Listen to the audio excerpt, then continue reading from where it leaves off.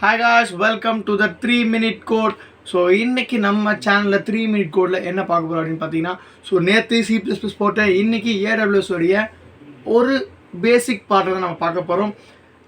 Last AWS வீடியோவில் நான் என்ன போட்டிருந்தேன் அப்படின்னு பார்த்தீங்கன்னா, AWS உடைய சின்னதாக ஒரு கிளாரிட்டி உங்களுக்கு கொடுத்துருப்பேன். AWSனால் எப்படி, இது என்ன அப்படின்னு சொல்லிட்டு. ஓகே, ஸோ இந்த வீடியோவில் நான் AWS உடைய ஒரு இன்ஸ்டன்ட் டைப்பை பற்றி நான் சொல்ல போகிறேன். ஸோ AWSல ரொம்பவே ஃபெமிலியரான ஒரு சர்வீஸ் என்ன அப்படின்னு பார்த்தீங்கன்னா, EC2 இன்ஸ்டன்ஸ் அப்படின்ற ஒரு சர்வீஸ் தான். ஸோ இந்த EC2 இன்ஸ்டன்ஸ் அப்படின்னா ஒன்றுங்கிறது எலாஸ்டிக் கம்ப்யூட்டிங் அதுதான். ஸோ இதில் என்ன பண்ணுவாங்க அப்படின்னு பார்த்தீங்கன்னா, ஸோ நான் நேற்று எக்ஸ்பிளைன் பண்ண மாதிரி ஒரு சர்வரை வாங்கி நம்ம ஒரு கம்பெனி ரன் பண்ணுறதுக்கும் அதே சர்வர் இன்னொரு இடத்துல ரெடியாக இருக்குது நான் போய் யூஸ் பண்ணிக்கிறதுக்கும் டிஃப்ரெண்ட் இருக்குது. ஸோ அந்த எக்ஸாம்பிள், ஒரு கம்பெனி நான் ஸ்டார்ட் பண்ணுற ஒரு ஸ்டார்ட் அப் கம்பெனி அப்படின்னா, அந்த கம்பெனிக்கு நான் ஒரு அப்ளிகேஷன் க்ரியேட் பண்ணுறேன். அந்த அப்ளிகேஷனை லான்ச் பண்ணுறதுக்கு ஒரு சர்வர் எனக்கு தேவை.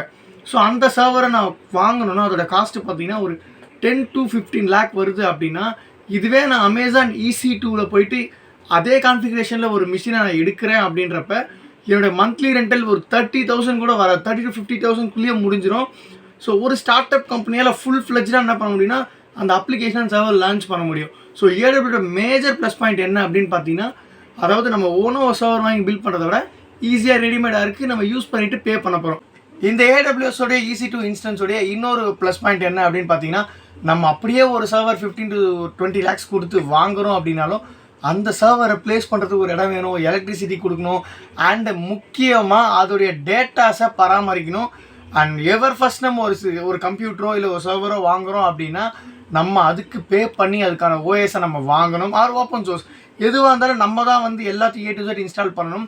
பட் இந்த அமேசான் EC2 இன்ஸ்டன்ஸை பொறுத்த வரையும் நம்ம ஜஸ்ட் என்ன டைப், என்ன சைஸு, எத்தனை ப்ராசஸ் விச் மீன்ஸ் என்ன ப்ராசஸஸில் வேணும், அண்ட் எத்தனை GB ரேம், என்ன டிஸ்க் சைஸ் வேணும் அப்படின்னு நம்ம செலக்ட் பண்ணிவிட்டு நெக்ஸ்ட்டு கொடுத்தாலே நமக்கு தேவையான ஓஎஸோடைய, அதாவது விண்டோஸ் வேணும்னா விண்டோஸ் OS, இல்லை அமேசான் லினக்ஸ், இல்லை உபுண்டு, ஸோ என்ன பிளாட்ஃபார்ம் வேணுமோ நமக்கு அந்த OS பிளாட்ஃபார்ம் டிஃபால்ட்டாகவே AWSல இருக்கும். ஜஸ்ட் நம்ம அதை கிளிக் பண்ணிவிட்டு நம்ம எப்படி கான்ஃபிக் பண்ண நினைக்கிறோமோ அந்த மாதிரி கான்ஃபிக் பண்ணி நெக்ஸ்ட்டு கொடுத்தாலே போதும்.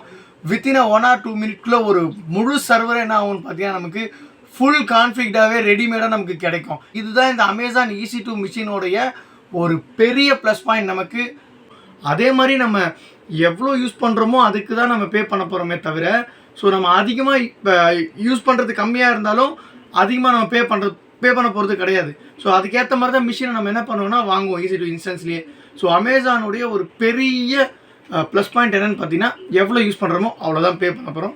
ஸோ இன்றைக்கி AWSல இந்த விஷயத்தை நீங்கள் தெரிஞ்சுக்கிட்டீங்க.